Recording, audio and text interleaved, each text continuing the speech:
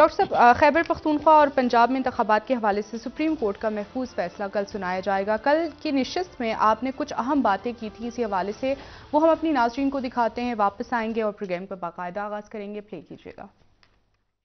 Important बात यह है कि कल कमरा नंबर 1 में क्या होगा, कोड नंबर 1 में जो है वो सुप्रीम कोर्ट की क्या हो सकता है। यहां पर अब जो है ना सेकंड थॉट्स आ रही हैं, यानी परेशानी है वजीर आजम हाउस में। अच्छा। और वजीर आजम हाउस में परेशानी इसलिए है कि वो कहते हैं ना कि कदम बढ़ाओ शहबाज शरीफ, हम तुम्हारे साथ हैं। तो ये वाला खेल तो नहीं हो गया। शहबाज शरीफ साहब पे नजर रखें एक बार फिर।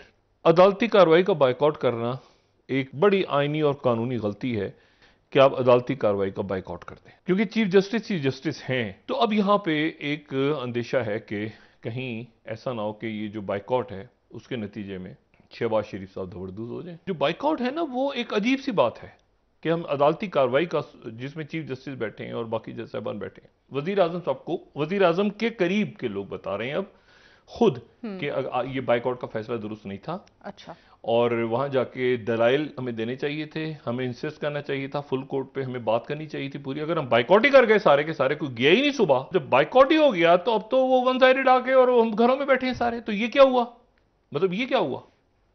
उधर से फैसले आते जा रहे हैं और हम सुप्रीम कोर्ट में गए तो उन्होंने कहा आप क्यों आए भाई, आपने तो बाइकआउट किया हुआ था।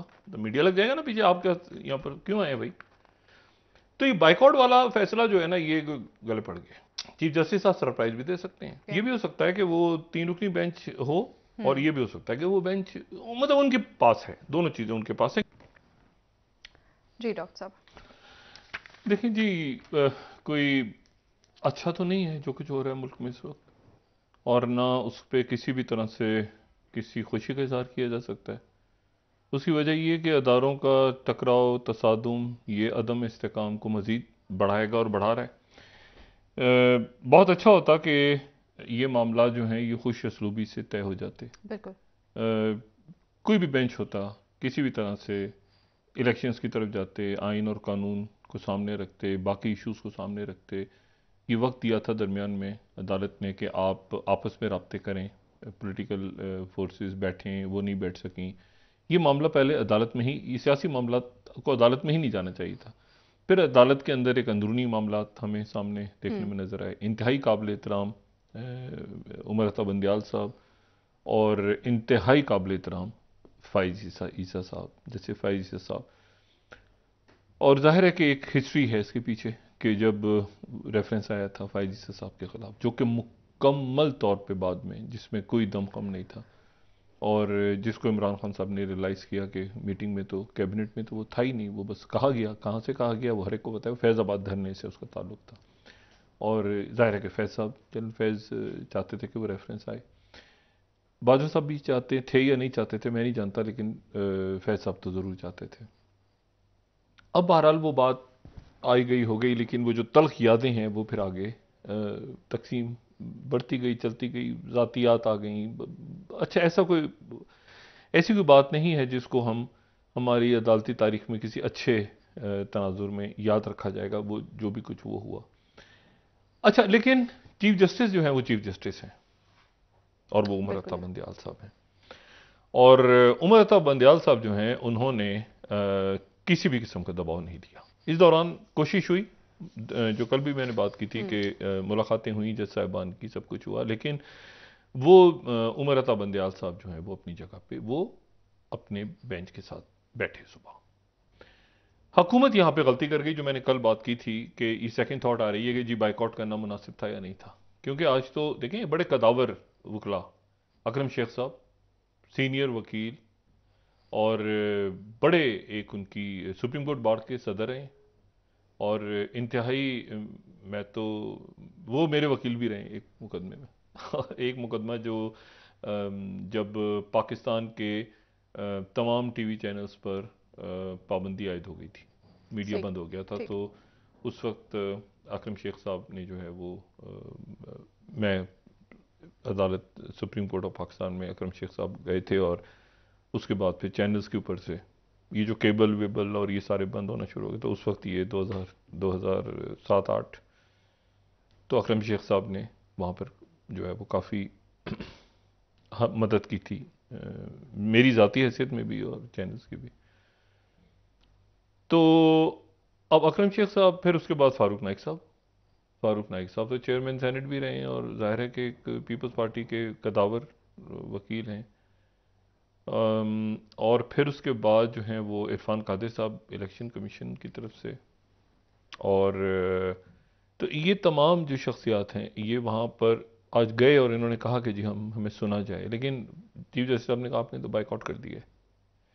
अब पार्टी के देखें, पार्टी के जो सरबराहान हैं वो किसी और अंदाज में देखते हैं जी। चीज़ों को। वो है कि अवाम में कैसे जाना है, कैसे करनी है, क्या बात करना है, आगे पीछे दाएं बाएं। लेकिन कानून और आइन जो है वो अपनी जगह है, अपनी जगह मुकद्दम है। तो वो जब वो उन्होंने भेजा अटॉर्नी जनरल को कि आप जाके मामलात को हल करवाने की कोशिश करें, और अली जफर ने वापस आके कहा कि ठीक है जी हम सियासी हिद्दत कम करेंगे। अच्छा, इमरान खान साहब ने जो बात की कि मैं हर एक के साथ बैठने को तैयार हूँ, लेकिन मैं जो है वो मतलब इलेक्शन की डेट आएगी तो उस पर बैठूंगा, या मैं किसी, वो असल में मैंने जो उसको समझा वो इमरान खान साहब का ये कहना था कि इनमें से किसी के साथ नहीं बैठूंगा। मतलब इनमें से मुराद ये है कि मतलब उनका मतलब उनके जहन में इमरान खान साहब का जो मैं थोड़ा सा रीड किया वो करेंगे शहबाज शरीफ अगर बैठना है तो नवाज शरीफ बात करेगा ना, नवाज शरीफ बात करेगा, वहां से जरदारी साहब बात जरदारी करेंगे, साहब। वहां से वो बात करेगा, मुझसे वो बात करेगा, पार्टी के सरबराह ये इनसे मैं क्यों, इनसे तो मेरी सेकंड ईयर लीडरशिप बात करेगी, वो तो करती रही है, और इलेक्शन की डेट अनाउंस कर दें और फिर rules of the game set कर दें। ये इमरान खान साहब का ये था। यहां पर जो था, यहां पर ये इसको गलत रीड किया, ठीक है, और जिसके नतीजे में आज सुबह सेकंड थॉट आई, और ठीक सेकंड थॉट आई कि जी हमें जाके वहां बात तो करनी चाहिए। तो ना अकरम शेख साहब को सुना अदालत ने, और अकरम शेख साहब, क्योंकि मसला वही कि आप तो नुमाइंदगी कर रहे हैं ना मुस्लिम लीग नून की, तो मुस्लिम लीग नून कह रही है कि हमें तो इत्मीनान ही नहीं है। आज देखिए ना, आज जो अफजल तारड़ साहब ने जो बात की आज, तो वो उन्होंने जो वजीर कानून ने जो बात की, तो वो तो बिल्कुल डिफाइंस के मोड में थे।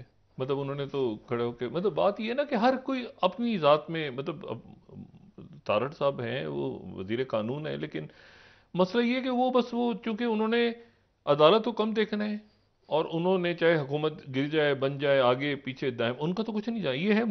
ये जमात है मियां मोहम्मद नवाज शरीफ की जमात, ठीक है, और इस जमात के अंदर बहुत बड़े कानूनदान भी हैं और बहुत ज़्यादा इसमें साबिका जज भी हैं और सारे कुछ हैं। तो इसमें जो मशवरा है वो ऐसे नहीं कि खड़े होकर वो जो माइक तोड़ के आप जो है वो अदालत के सामने, किसी भी अदालत के सामने आप बात करें, तो एक आइन और कानून की अवामी तौर पे कबूल नहीं किया जाएगा, जी, ये मतलब बात अवाम में कबूल नहीं शहबाज किया शरीफ जाएगा। साहब। एक मिनट जरा, जज साहबान ने को इलेक्शन लड़ना है, वो भाई जो बाकी अवाम में जो जो कर रहे हैं वो अवाम में कोई मकबूलियत है उसकी, अवाम में ये मकबूलियत है। तो IMF से माहिदा नहीं हो रहा, मतलब मिफ्ता इस्माइल उधर खड़े हैं, एक वो इमर्जिंग पाकिस्तान बीच में कहीं तुलू होते होते वो फिर पता नहीं कि कहाँ गरूब हो पर गया। गरूब है, क्या मैं बात कहूँ।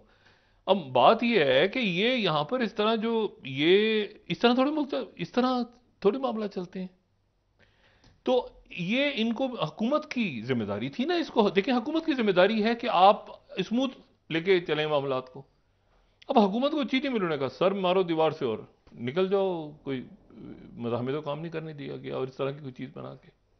अब कभी ना कभी इजलास हो रहा है, कभी ना कभी हंगामी इजलास हो रहा है, तो मैंने पूछा भी, मैंने कहा अब क्या करना है भाई, क्योंकि फैसला तो हो गया महफूज, और महफूज फैसला सुना दिया जाएगा। जज साहबान का आपस का मामला है, यानी देखें ना, वो फायज ईसा साहब और उमर अता बंदयाल साहब जो हैं, वो मैंने आपसे कहा ना कि वो जज साहबान की आपस की नाराजगियां हैं, उनकी दोस्तियां भी हैं, वो समझते भी हैं।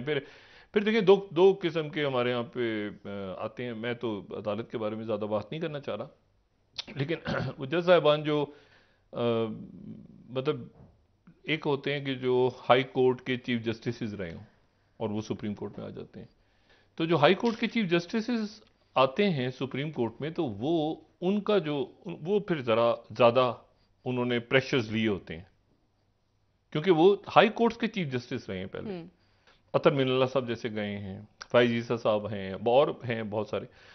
अच्छा, जो दूसरी जज साहबान है वो ज़रा थोड़ा सा शायद उतने ज़्यादा प्रेशर्स या उतना मतलब वो सीनियर जूनियर का फिर एक मसला बड़ा अजीब सा है। अदालतों को खुद ही इसको देखना है, मैं इस पर ज़्यादा बात नहीं करना चाह रहा, लेकिन मैं सिर्फ देख रहा हूँ कि मैं सिर्फ ये कि वो जो चीफ जस्टिस जब आते हैं ना किसी हाई कोर्ट के, तो वो एक्सपेक्ट कर रहे होते हैं कि यार हम, क्योंकि उन्होंने प्रेशर्स लिए होते हैं, उन्होंने ये सारे पावर कॉरिडोर स्टैब्लिशमेंट, ये जो आपके जो कार्टर्स बैठे हैं, ये जो पुलिस कैसे ऑर्डर्स कैसे करने हैं, वो उनका एक मुख्तलिफ होता है, जो एक लीगल उनका बड़ा कैनवस पे वो देख रहे होते हैं चीज़ें।